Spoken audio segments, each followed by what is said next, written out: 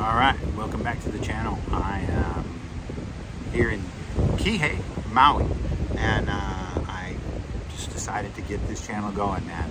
After lots of thought, lots of time put into what I wanted this channel to be about, I decided to go into kind of the do's and don'ts of being a full-time freelance photo and videographer. And this episode, we're going to talk about the best budget options for beginning freelancers for photography and videography. And this one's kind of this episode is not what I'll tell you what it's not going to be. I am not going to sit here and compare stats.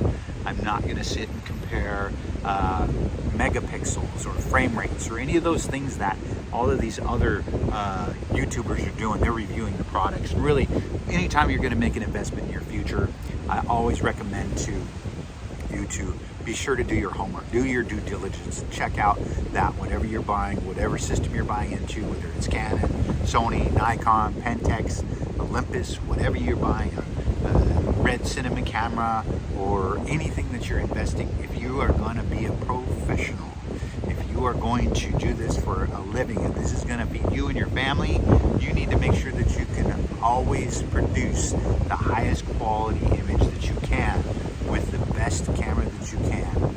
And it's so important because it's so expensive to go restage something. If you have, let's say you're doing a food shot and you have a restaurant that hires you to come in and photograph for their online menu, and they have 32 items for their menu that they want you to photograph, and you go in there and you have a cheap lens that makes the color of the food look weird, or it skews the image. You bought it as a bargain lens. Maybe it's an off-brand that you got just because it was cheaper. You will kick yourself over and over and over again.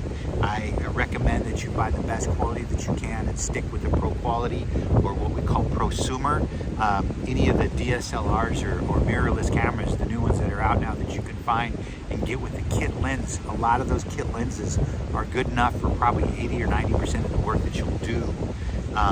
When you end up getting into having to zoom in on 4K footage or 6K footage or 8K footage, that's when a really good lens is going to hold up, and a cheap lens is your image is going to fall apart. But when I first started getting into it, one of the first cameras I bought a secondhand Canon 20D, and I was so happy to have that camera. And actually, I still have that camera. I have never wore a Canon camera out. I've put hundreds of thousands of clicks on these cameras, and I've never wore one out. I've dropped them and had to have them repaired for different reasons, but I never had one that stopped working for me. Canon, I don't know about Sony. I can't speak for Nikon. I have heard good things about them, but I've never had those experiences because I never switched from Canon.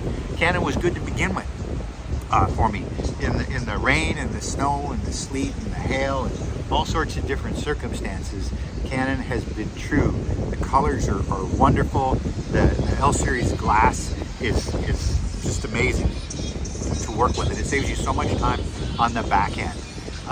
If you don't mind or have some experience buying on eBay, I would recommend you check out whoever's selling it. Make sure that there's nothing wrong with it. Make sure they offer a warranty, money back guarantee.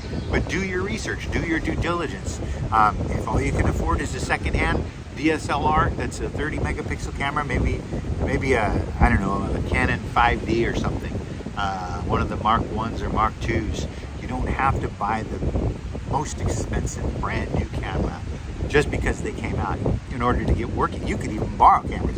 Some of the best photos I saw early on from a photographer, a kid that was so naturally talented in my photography program. He borrowed the camera from his sister to work on his final. I looked at the images he turned in for his final, and they were freaking amazing. And he didn't even own a camera. He borrowed that camera. If you have to borrow a camera, borrow a camera. The best camera that you have is the one in your hand. The best bargain one for entry level.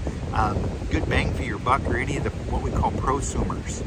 If you look on VH Photo or Adorama or Amazon or wherever you're buying it, just look for places that specialize in electronics or camera gear.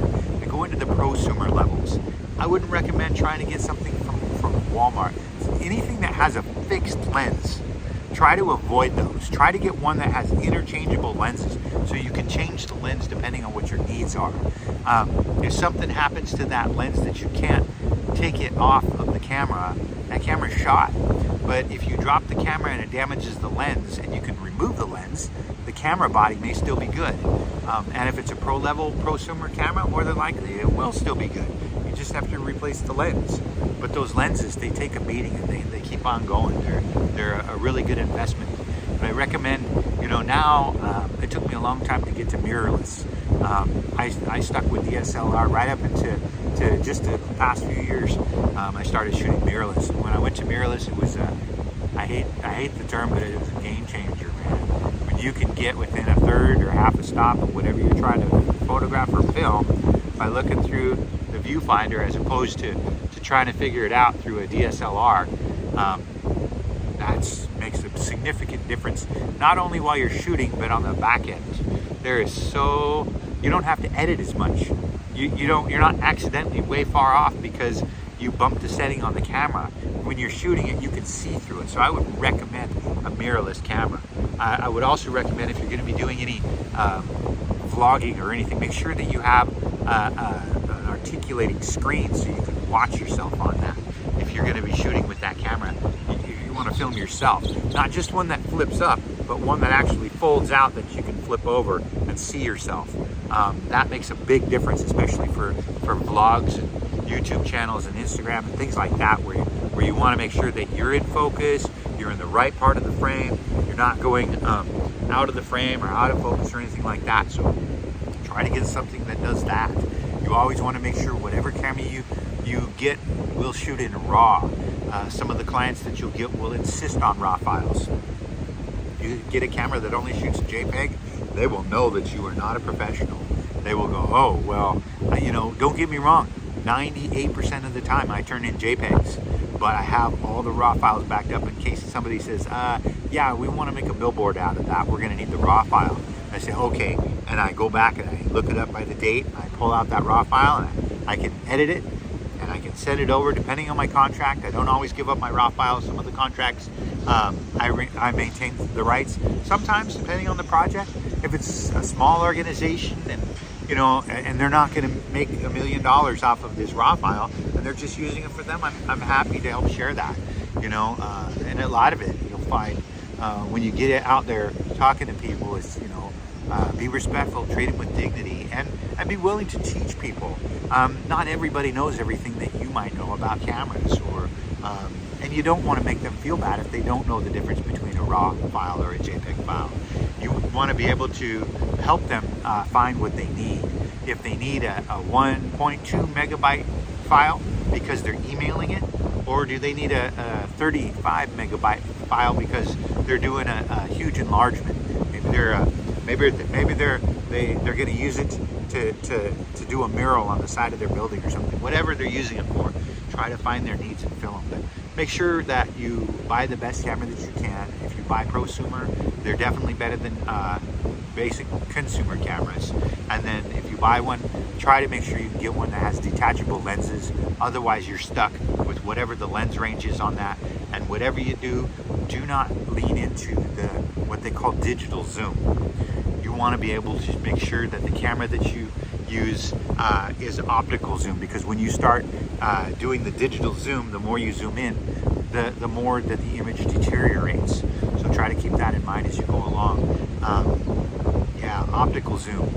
If you have a good camera that is 40, 50 megapixel camera, when you start zooming in, you'll have plenty to play with. But start out with that optical lens on there first.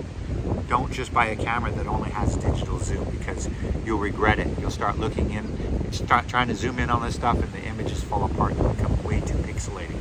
So just keep that in mind. So really, the best camera is the one that you can afford. Try to lean towards pro quality as much as you can. Try to get one that is going to be comfortable in your hand. It's not too heavy. It's not too plasticky.